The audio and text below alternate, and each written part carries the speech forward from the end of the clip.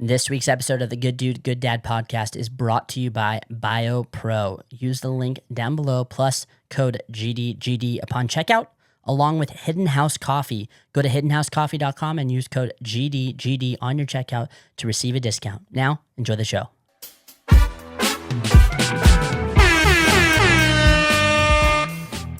Hey guys, welcome back to the Good Dude, Good Dad podcast. I'm Jordan. And I'm Ben. And today we have a special guest. It is David Miller. Welcome, sir. Welcome. Good to be here. Good to be here. Good to have you.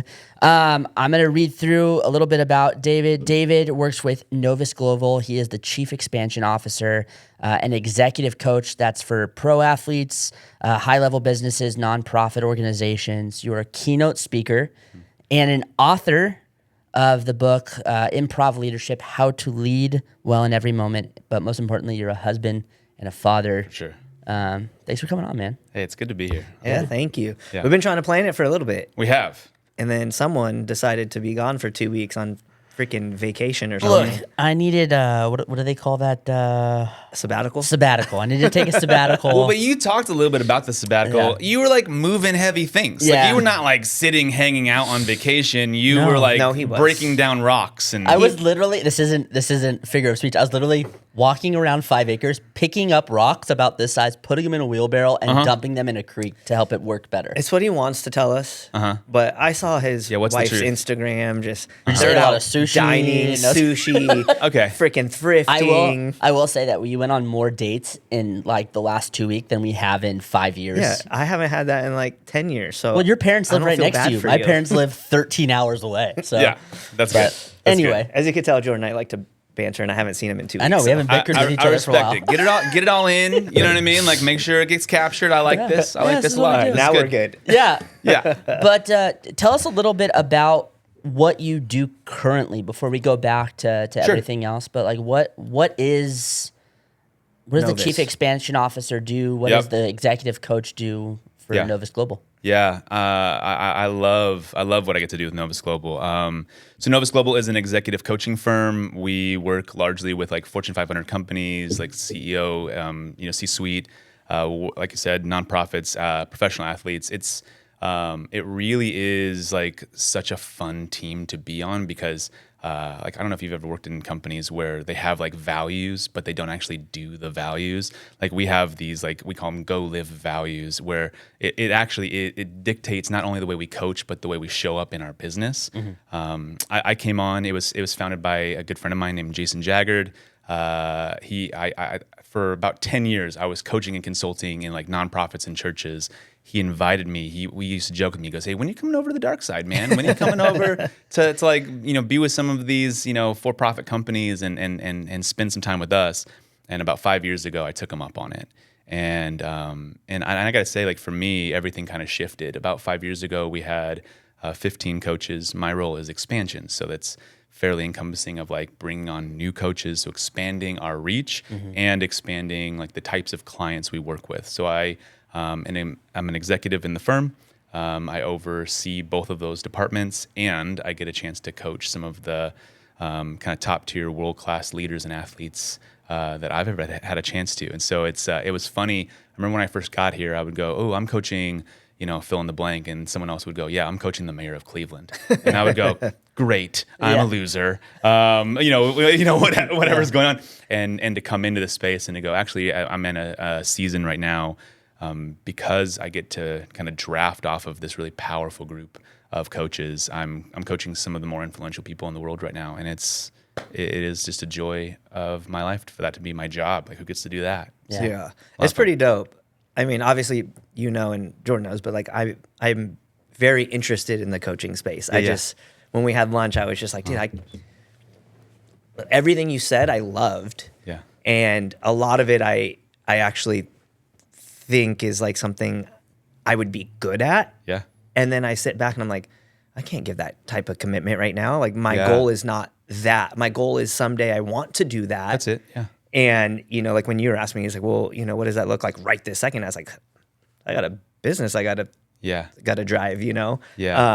But I think people, and I don't mean this in a bad way, but I kind of do, is if you have ever looked into coaching or quote unquote self-help or guidance or performance enhancing, structures for your life, there's so much crap. Oh my gosh. There's so much crap, and every person thinks they can do it because things like ChatGPT or I can Google some bullet points. Hey, I'm about to coach this person that works at Home Depot. How does he get out? Yep. And they think they become this expert in in the world in general, people think they can be experts in anything because of technology. But when you actually find something that works and gives the person value, like that speaks for itself, and is clearly why you guys have, kind of blown up as much as you have. Yeah, there internally we have a little bit of like a running joke that in most cities in America you can throw a rock and you'll hit an executive coach. Yes. The question will be, are they any good at what they do? For sure. And there's like, when you think of like national averages in this industry,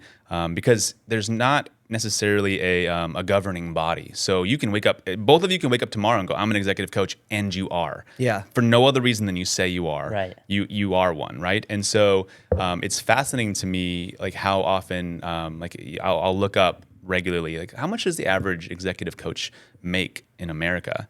And it just shifted. A couple years ago, it was $20,000 a year, and it just moved, I think, to like 35 to 40. And I find it fascinating. And what we found as we've done kind of our own research, we have 70 coaches, across mainly the U.S. and Canada, but worldwide. And all of our coaches are far exceeding those numbers. And a piece of it is the average coach is dabbling. Yeah. The average coach got good at the thing that they got good at, and they decided, I think I can help other people do the thing I did. And I don't mind that. There is value there, but I believe, and now we can get into how hammer me on this if you need to. I believe that someone can have one conversation with one of our coaches, and it will change the trajectory of their life. And as I look at that, I don't think that's what's happening in the industry, because someone got a $2,000 certification where they sat and they read that book, and now they are this kind of coach. And for us, we have an incredibly robust training process. Our screening of who gets to be a coach with us, we have no dabblers. Yeah.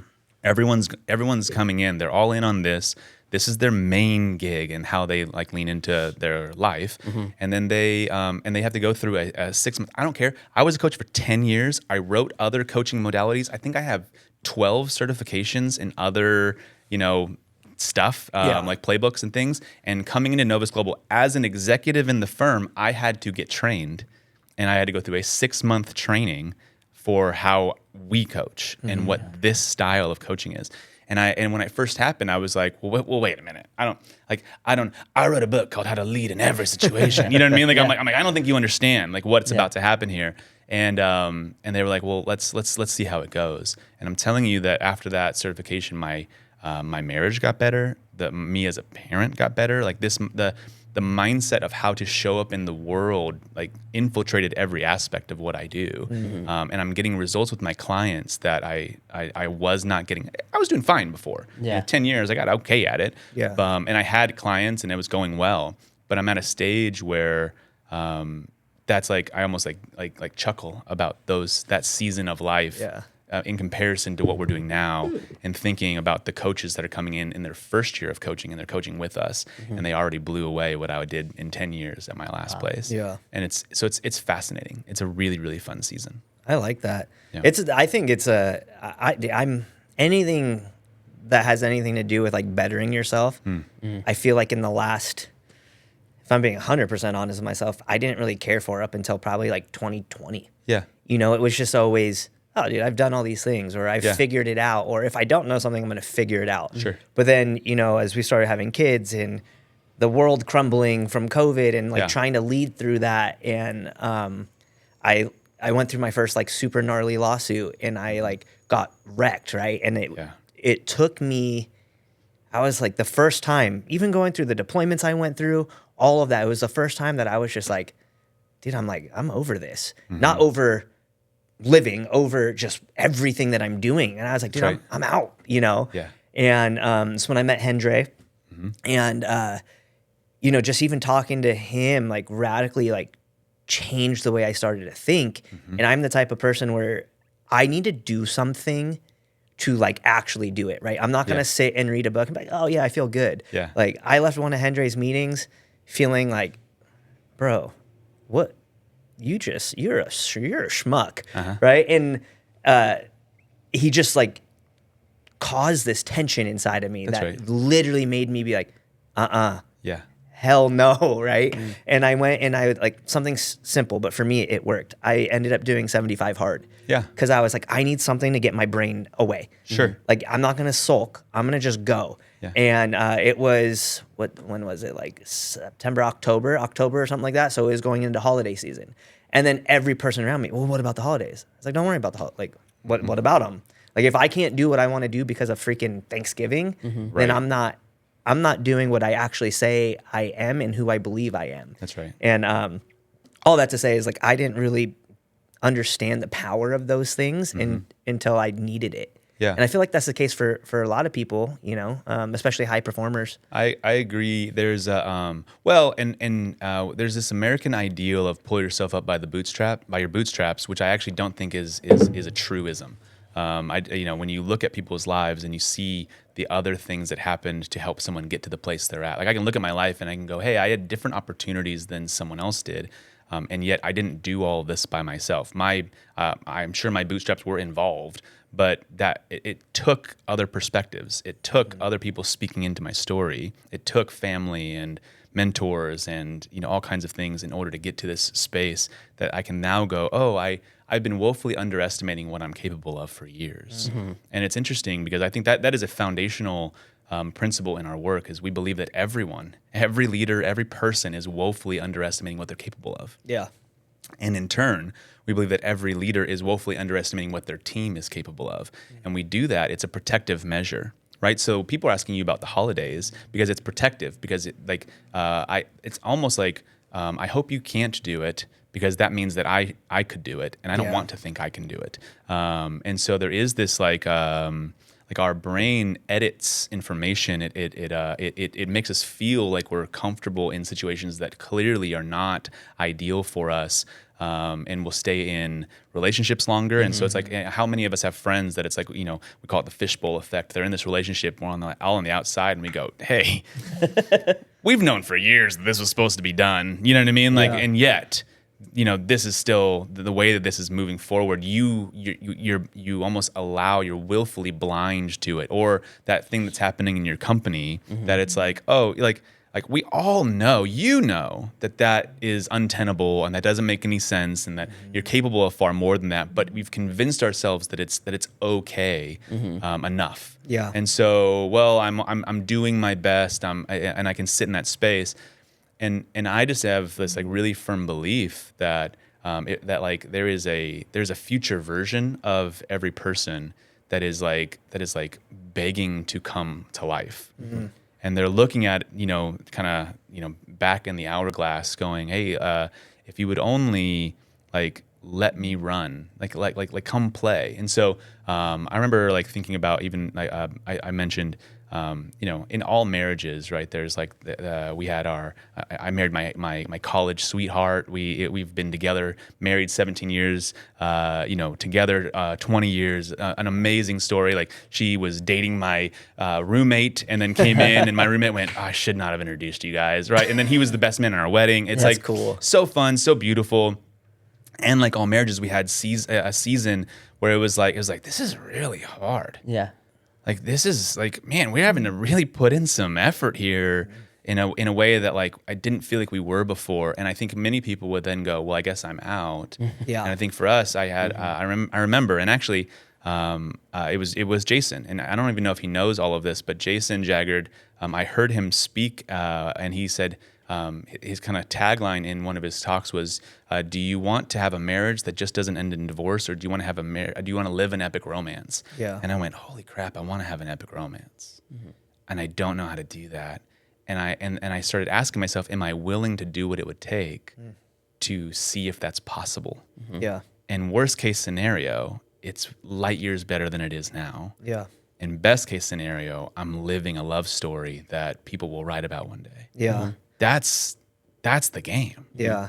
Right? And so to be able to be in this space in my parenting, I have that same question. It's like, am I the dad who is going to affect my kids in such a way, live life with them in such a way that is going to set them loose, or am I the guy that's just making sure that they, what is it like? The pejorative is the role of the parent is to make sure your kid doesn't die, right? And it's like, well, that's one way to do it, or I can look at it and say, what if you are not just a productive member of society? What if you are a leader in society? What if you are a person who others look to because of the way you live, not because it's performative, they don't have to become anything that like jumps off the page, but what if in their small, whatever sphere they have, they try things they wouldn't because of the way I parented them, because of the questions we ask them, because of the opportunities to see things that other people would hide from them. And so to me, this idea of, again, foundational question, what are you capable of? Most executive coaches are saying, like, what do you want? I actually don't care what you want. When I'm talking to a client, I'm not asking them what they want. I want to know what they're capable of. And that foundational question takes someone in a place of imagination, right? Because what you want is more. And I go, well, great, here's $1. You have more now, right? Like, what are you capable of? Well, I'm capable of changing culture. I'm capable of shifting my marriage. I'm capable of changing my health trajectory. Right? Like, and now you go, great, now we've established that. Are you willing to show up in a way that would allow you to become that person? And that's the game we play, and that gets to be my job, right? Which is sick. Help people do that and figure that out along the way. I want to ask you a question on that while we're on it. Yeah, please. How many people do you encounter, or the company as a whole, when you ask the question of, are you willing to do what it takes? Basically fall off. Probably by the time that they're clients, it's not very many. Okay. In the first season of like, hey, I'm interested. I don't know what the percentage would be, but I would say it's high-ish. Because I think everything changes when you count the cost. Like, correct. You know why your friends didn't, most of your friends aren't doing, hard 75 or 75 hard, however it is, because of Thanksgiving. For sure. Right? So they're unwilling to do what it would take to be that, so they have automatically taken themselves out of it. I think our role in the beginning stages is to inspire someone in such a way that says, hey, like, of course it will be hard. It's literally in the name. Like, of course it's going to be fill in the blank of whatever that is. And yet, it could be worth it. It's like, do you have, like, we talk about a vision, which is like cheesy coaching word, vision. But we talk about your vision. Do you have a vision that is so compelling that it's worth the pain? And if you don't, and so those that have a compelling vision, they're in. There are plenty of people that are unwilling to explore a compelling vision, and they're out. Because why would you do it? And so that's been my experience so far. I love that, because Jordan and I, and a lot of the guests we have, right? It's shifted that way, I think, because, obviously this podcast it's good dude, good dad. So being better, becoming better, doing more, believing more, achieving more is part of being a good dude and good dad, right? If that's what you want. If you want to be a parent that is actually giving your children something to carry them on through life versus keeping them alive. Like, that's the same concept. But one thing we have noticed, and I think our listeners like gravitate towards too, is just like, you have to make that choice daily. Like, there's no, I'm going to wake up today and be like, all right, David, I'm in. And then tomorrow, dude, I could have the worst day, right? I could go through another lawsuit. My marriage could be bad. My kids could hate me. I could have lost everything. So financially, I have nothing.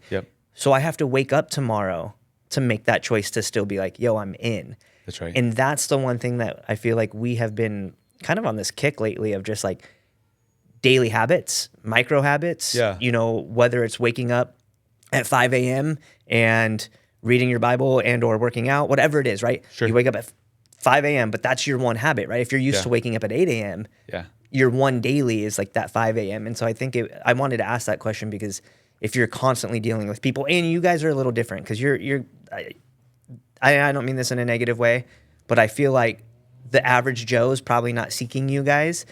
The average Joe is maybe not even wanting to sit at your table. Well, yeah. I mean, like, one thing I was going to bring up is a lot of what I've seen over the years of like trying to coach and help people is that, one, they stop at the phase, go, oh yeah, that epic romance. They go, well, I don't know how to do that. And then they just stop there. They go, oh, Yes. that's my excuse out. I just don't know how to do Yes. it. And again, it's a coping mechanism, right? It is. Yeah. They go, oh, I don't know how to do it. And then instead of going, well, how can I figure out how to do it? They just go, oh, I don't know. So that's my excuse. I'm out. Yeah. And then the other one is like, oh, I know how to do it, but that's really hard and it probably won't work for me. So I'm out.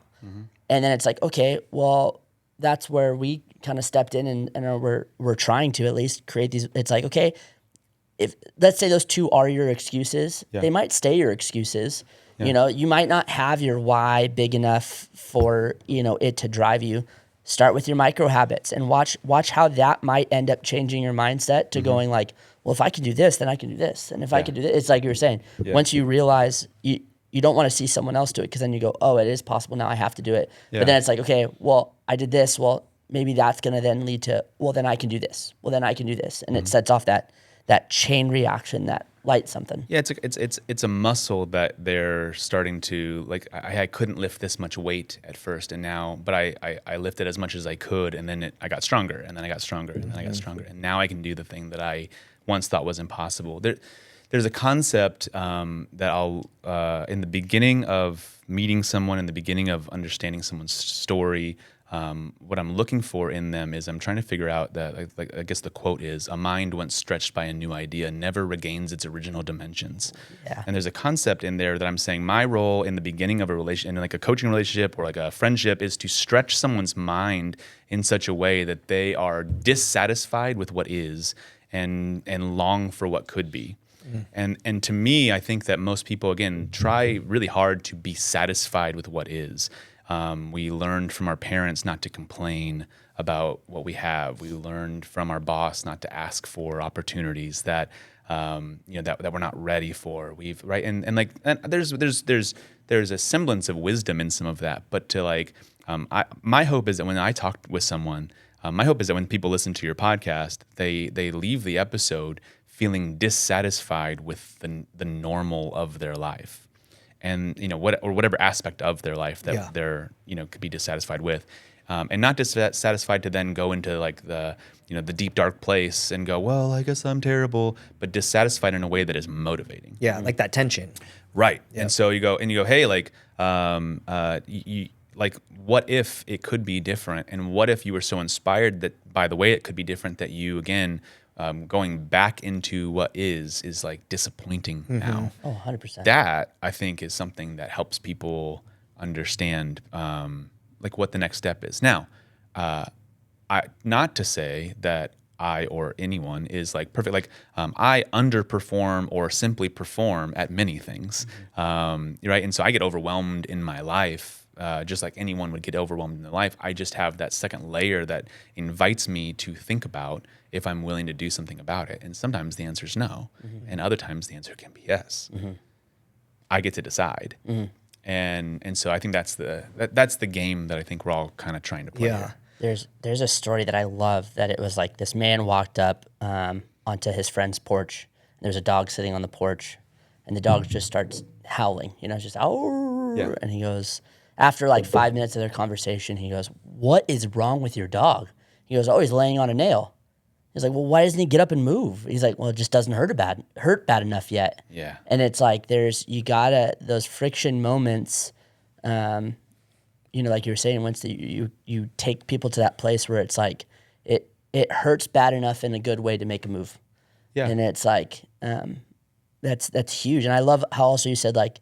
There's moments in your life where even as an executive coach that you underperform. Sure. And then it's like, because we were talking about that before we started, is like talking, letting people know like, even as an executive coach or as a business owner or as, whatever, sometimes you still don't have it all together, where it's like, there's these moments where it's like, crap, this is hard. Like I don't have this figured out. But it's that mindset of, okay, well, I could just stay there. Or we can do something about it. Yeah, and I think that there's an epidemic of look goodism in the world, and so I think we see that in our pastors. I think we see that in our leaders. I think we see that in our executive coaches and guru type people that we all read their books and listen to the thing, and there's this pressure to to have it all together, to be perfect. Yeah. To have, hey, I can't follow that person in the things they say because look, they don't look the way I would want to look, or I can't do this thing because they don't, fill in the blanks of whatever it is. And I think that's a shame because I remember talking to someone once, and he's now a coach with us, but I was asking him about coaching, and he goes, is this one of those Instagram coaching things that's like, there's a certain veneer to it? And I'm like, actually, no. And so in my life is messy. Mm-hmm.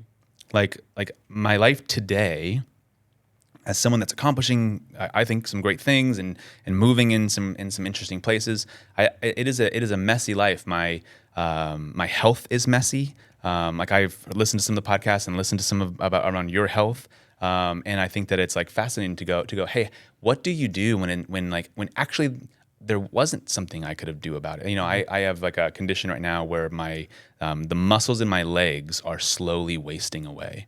And so at some point in my life, no matter what I do, no matter how hard I work, I will be in a wheelchair. I when I stand and I did an awards ceremony recently, and I shared an award. I walked off stage. I looked at someone else. I said, "Hey, will you share that next award? Because I'm wobbly right now. I don't know that it's a good idea for me to stand on that stage. I did not set myself up well with things to hold on to or a place to sit." And so the concept here is what do you do? How do you high perform, or we call it meta performance? And so it's the metamorphosis of your performance. It's constantly shifting and changing when things aren't going your way and there are things out of your control. We love thinking everything's in our control. Correct. What do you do? I've been on, a 20-year journey to figure out how to fix this, how to fix my body. And so far, nothing. I've gone up to the top people, right, that have all the answers, and they sequenced my genome as far as science knows how to do it, and can't figure out what the thing is that's creating that that neuropathy. Mm-hmm. And I still get to be one of the highest performers in the world. I still get to ask myself what I'm capable of, and then I get to joke that probably what I'm not capable of is jumping very high, right? You know what I mean? It's that's okay. That's, and so can we love our limits? Can we say in our coaching, can we love the gap? Because the gap shows us how we get to respond. And if we never find the edges of our capability, we'll never find the gaps. We'll never find what we're capable of. And there is an edge. There is a place that I get to go, and I get to go, hey, for this season, and unless science takes off pretty quickly, this is the trajectory of health for me, and I get to be a good dude. I get to be a good dad. I get to show up powerfully for the people that I have in my life.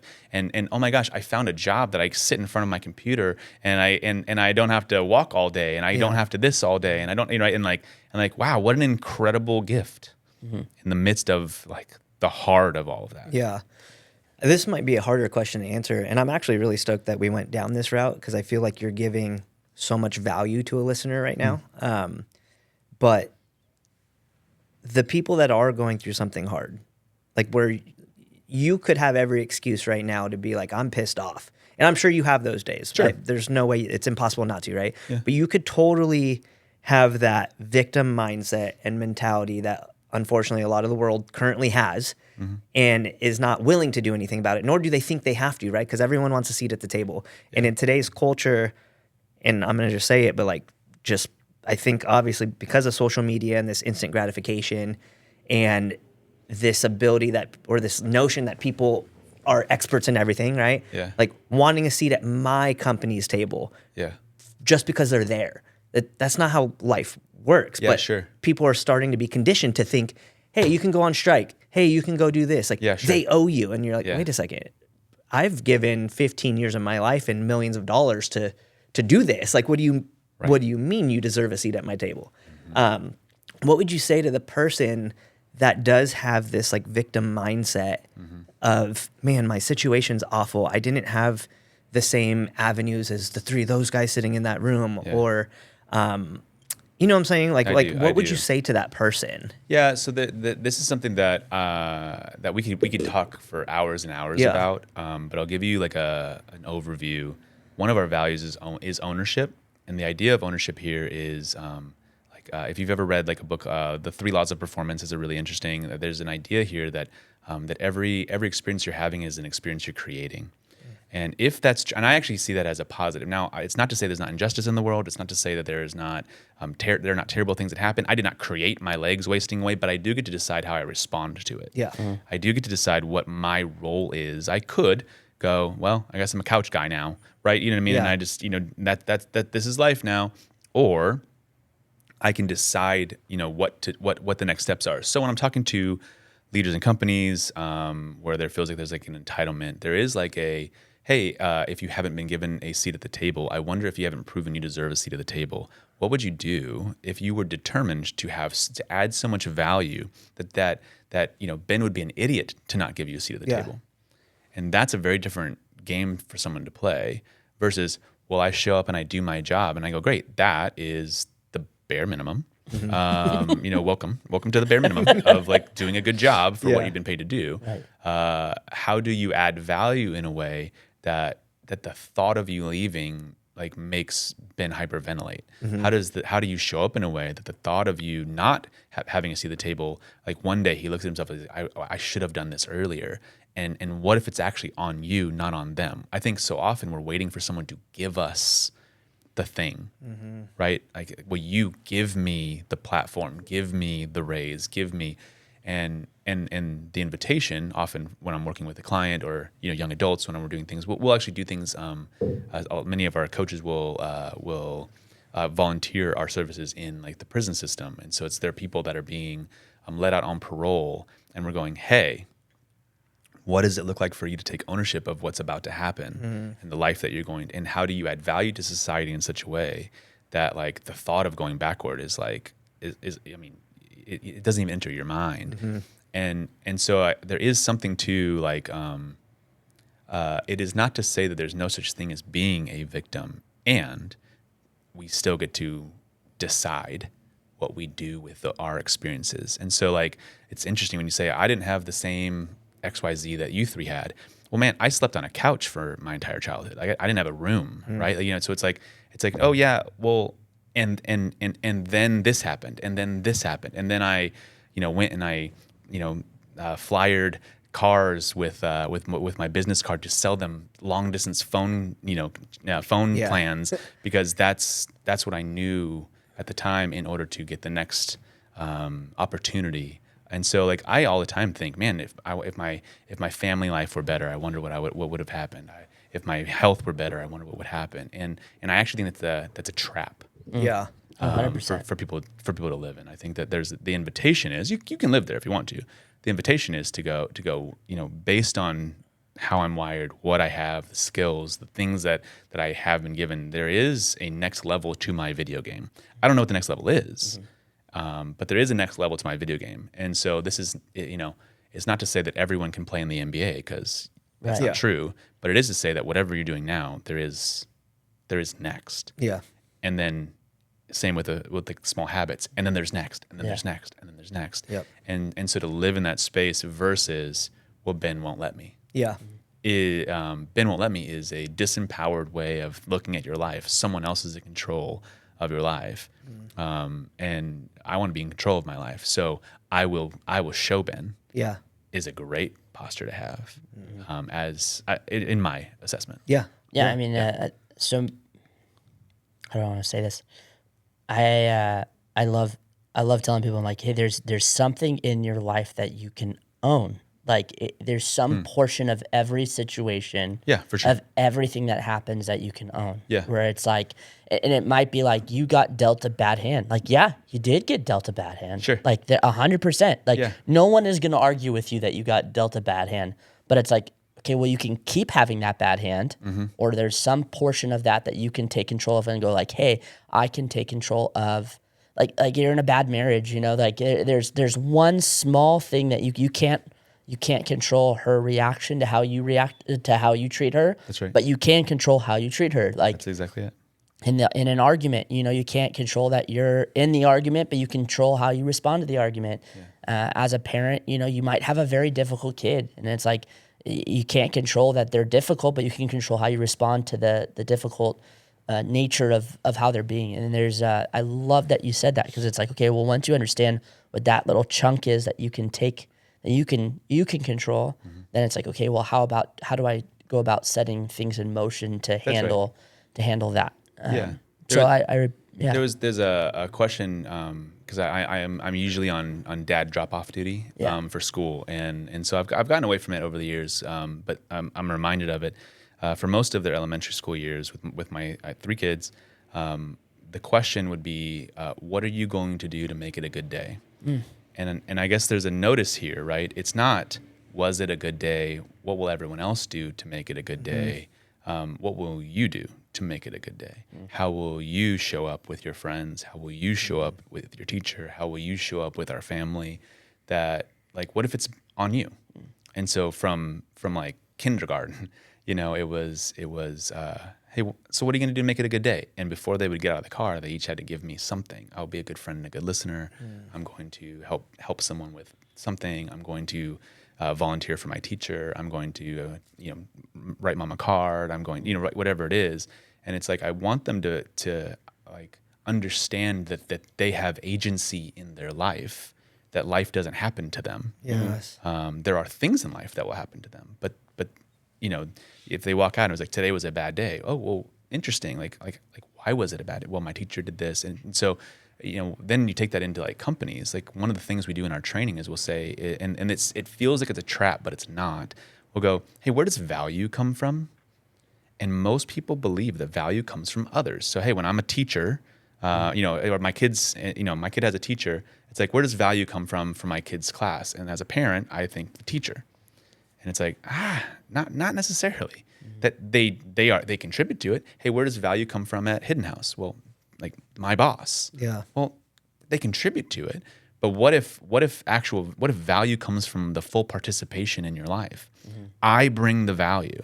I bring it with me into every situation that I'm in. I have no idea what this podcast was, how it was gonna, For sure, yeah. I just knew I was gonna come and I was gonna bring everything that I had, and then we'll see what happens, right? I will bring my portion of the value. And then everything else is up to any listener. It's up to you. It's up to all, right? But it's like, that to me takes us out of the victim. It invites us into agency. And now I'm not, it's not, well, I guess my life turned out, the idea of like, it is what it is something that I think I've said, I've said for years. And then coming into this space, I remember like some of the coaches making fun of me, and we have a whole concept, and it is the way you want it.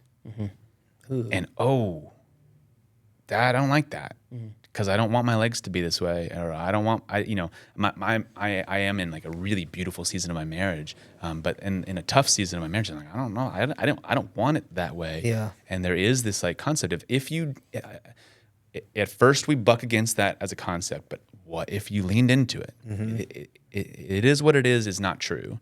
It is what you allow it to be. It is what you want it to be. It is what you've put up with. It is what you, right, fill in the blank. That is like a game changer way of thinking through life. And I think that when we really stop to, you slow down for a moment to like let that sink in, some people, again, will buck. That to me brought me to life. Yeah. That to me, I went, oh my gosh, I decide. I get to like no one's gonna decide for me how my life goes. I decide. Okay, great. So you don't get to decide. You know what I mean? Like, like if that person has value, they get to decide with the value they bring. That's amazing. Yeah, that's so good. Dang. One of my my wife will tell you, one of my biggest pet peeves is when people just say, "Oh, that's just the way I am."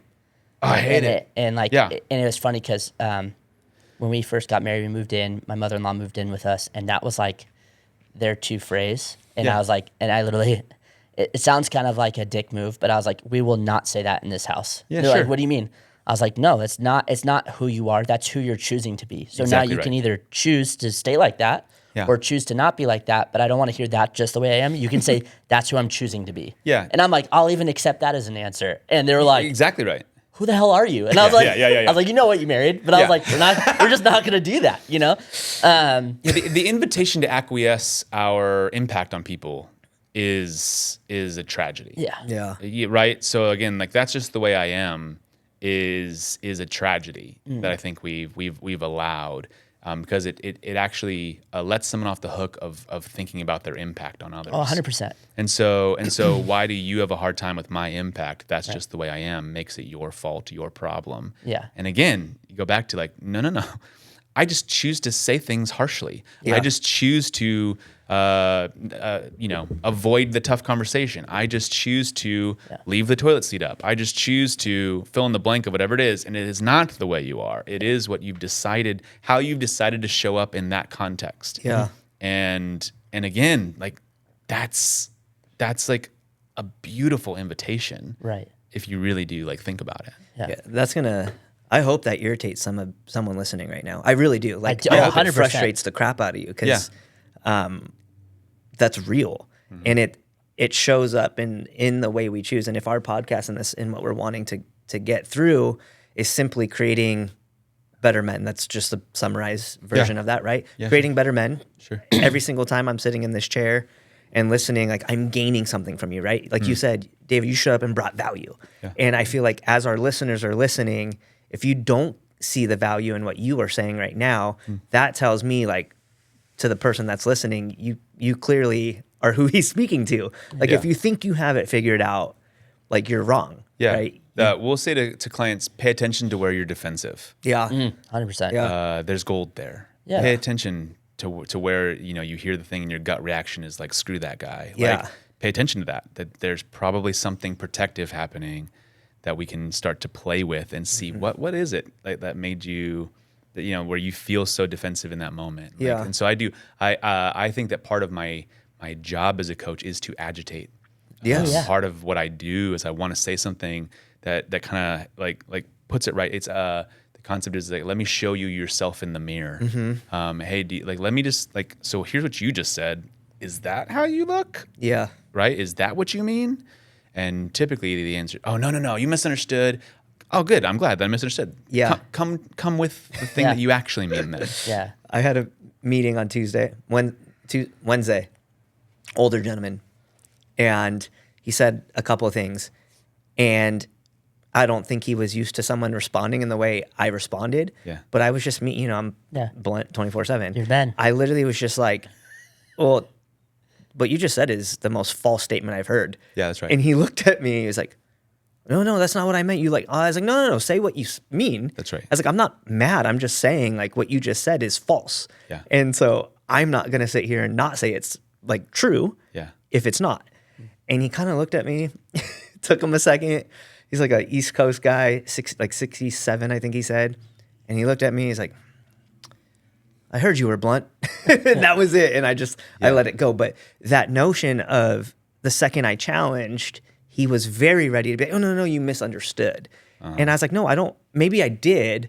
But with the statement you said, there's no way I could misunderstand that. So just own it. Yeah. And let's figure out why that statement was there. And that's like that tension point, right? I didn't say it in a mean way. I just simply challenged the false statement. Yep. And that's a gift. And I think what most people are trying to surround themselves with people that will not challenge them. yeah. And to find people in your life, whether it's a good friend, family member, or a coach, who will take the narrative and story you have and ask you a question that helps you to reframe it or to dismantle it, or to go all in on it. Yeah. is a gift that I think that the average person avoids, and that the highest performers in the world seek out. And so there's no. I always think it's funny when people talk about executive coaches. They go, "Oh, so that's like if you're struggling, then you need to have an executive coach." And I go, "Oh, that's interesting, because why does LeBron, Kobe, and Jordan have? Why do they all have mindset coaches? Yeah. And like the best in what they do?" We were talking about one of our, your hockey guy, like Connor McDavid, one of the best hockey players in the world right now. Like why would he have an executive coach? Yeah. Like, is he struggling? Or does he realize that there's more that he's capable of? Yeah. Same with there are almost no Fortune 500 company CEOs that don't have executive coaches. Yeah. And so it's funny to me. I was talking to the harbor master of Long Beach, where I live, and he gave me that. He goes, "Oh, so if I start struggling with my job, I should call you because you'll help me be better." And I go, "Actually, don't call me if you struggle with your job. Call me when you're crushing it, and you realize that you want to change the way the harbor is run. And I go, it's funny to me that the harbor master of Long Beach it thinks that you only need an executive coach if you are struggling, but the mayor of Long Beach has an executive coach that's a good friend of mine. And I go, that's fascinating to me. That was years and years ago. But like, there is a misconception that what you did for that man is that, like, he gets to choose how he walks away from it. Yeah. But that is a gift to have the person in your life that's going to go, hey, you said a thing, and the nice thing to do would be to let that slide. Like, right, the nice. Yeah. I'll let that slide. The kind thing to do, the loving thing to do, is to ask you what you mean and to help you see that maybe that's actually not helping you. Yeah. Because I want to advocate for you in this moment that statement could really take you down some paths. And I think that, again, when you stop to think about life is not meant to be easy, right? Life is not meant to be this, like, the nicest people. It's like when good guy, good dad. It's like I don't mean nice. I don't mean for my definition, I don't mean I actually want someone to be fierce. I want someone to be powerful in this space, and be willing to say the thing that other people are going to go, and you have a reputation. People are going like, oh, well, Ben's blunt. Well, actually, it's like yeah, and that is the gift of having him in your life. That is the gift of that he's offering you, because his life would be easier if he didn't say it. Oh yeah. And I think that's like, for people to not understand that, my life would be easier if I didn't say half the things that I say, but I didn't sign up for the easy life. I signed up for an impactful life, and I would just much rather have that. Yeah. We talk about iron sharpens, dear Lord, iron sharpens iron.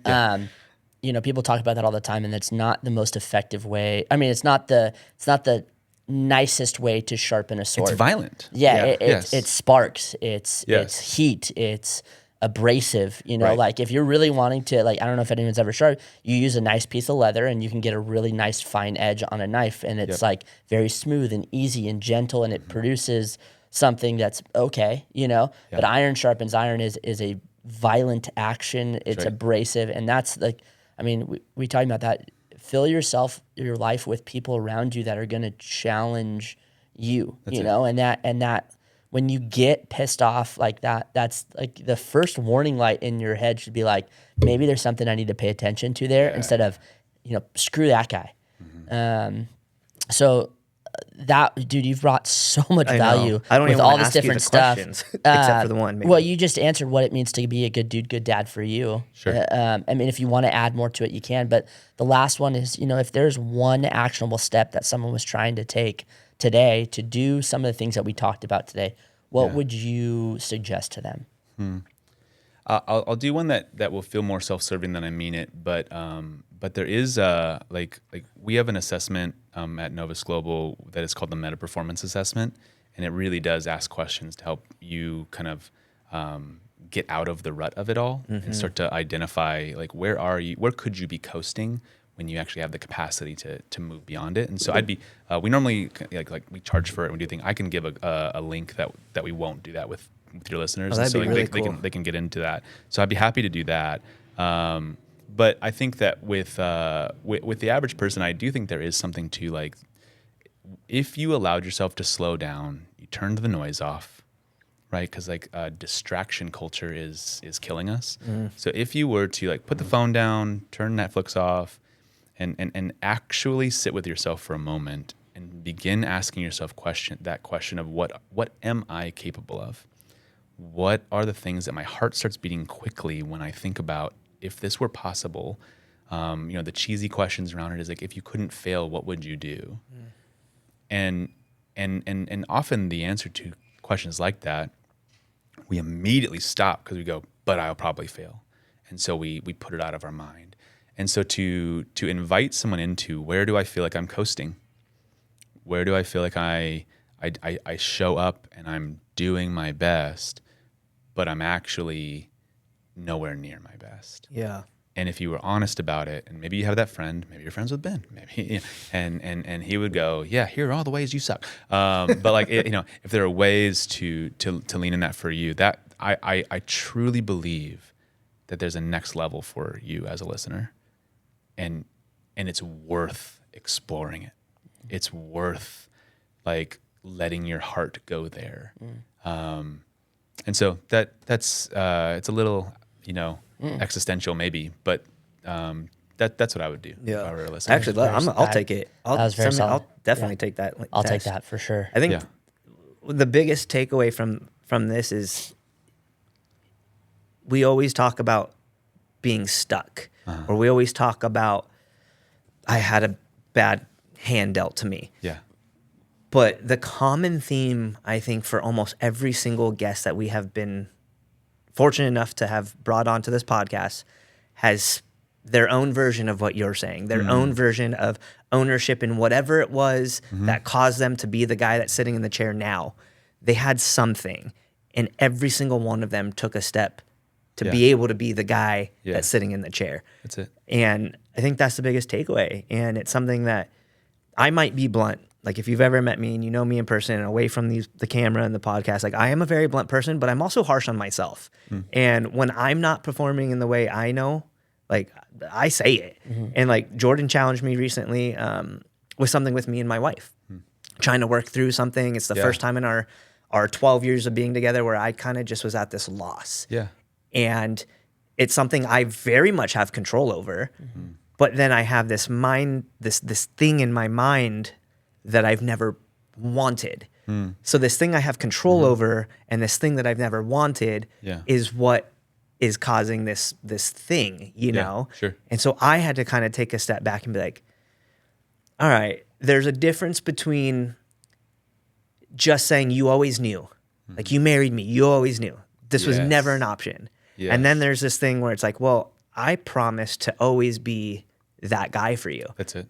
And so when I had to take that difference and own that, I was like, okay, let me change that a little bit. Let me think about that. Let me pray about that. Let me walk through that. And Jordan would challenge me through a couple of these talks, and he'd be like, well, why not then? Yeah. You know, and that stupid why not or how come, those questions is what got me to be like, all right, well, I'll take a step forward to show That's right. her, you know, and if it happens, it happens. If it doesn't, it does not. And so all that to say is like, if you're listening, just don't be afraid to take that step forward. Don't be afraid to let yourself be so uncomfortable because you had this notion that you never wanted this X to not even try.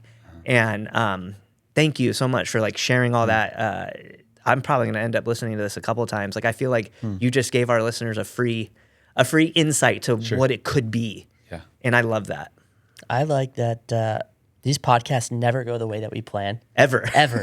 Never, ever, ever. We did not talk about one thing really about this before we started. Which means we're going to have to come back. Which means you're going to have to come back because I'd really like to dig into your what got you to be you and where you're at. Yeah, sure. And I'd love to, I wanted to jump into failure for a little bit, but that's a whole other I love it. A segment. But yeah, thank you. I also really think that there's it